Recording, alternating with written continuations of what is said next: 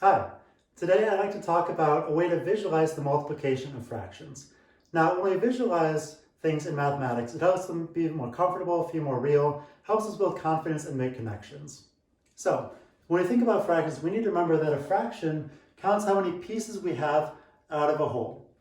In this case, we have A pieces out of B total, so A divided by B, or A over B, is the way that we represent that as a fraction.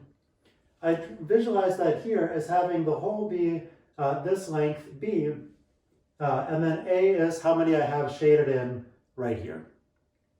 Same thing with C and D down here. Now in this case, A is 1 because I have one piece shaded in out of 3 total, so B is 3, but this will work with any fractions, even if A is bigger than B or if A is a negative number.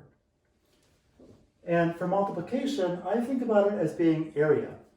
If I have a certain length and a certain width, the product of those two numbers, whatever numbers these are, is going to be the area that's formed by the rectangle that they make. For instance, you have a 10 by 12 room, then you have 10 times 12, 120 square feet is your area of that room. So let's look and see how this applies to fractions. So we have A over B, the whole vertical line here is B, and 8 of them are shaded in. In this dimension, left and right, we have C that are shaded in out of D total.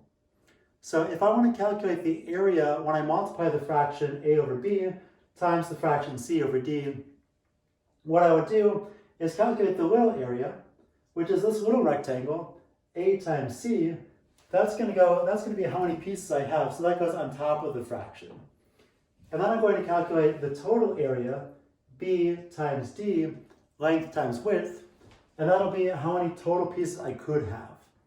So in general, and when I say in general, I mean I'm not saying for specific numbers, it would work for any number here. A divided by B times C over D, multiplying these two fractions, you multiply on the top to see how many pieces you have, multiply on the bottom to see what the total number that you could have would be. Now in this particular case, I did draw where we have 1 over 3 times 2 over 5. So multiplying that out, we have 1/3 times 2/5 is 2 out of 15 total. I shaded in 2 little rectangles out of the 15 that I could possibly have.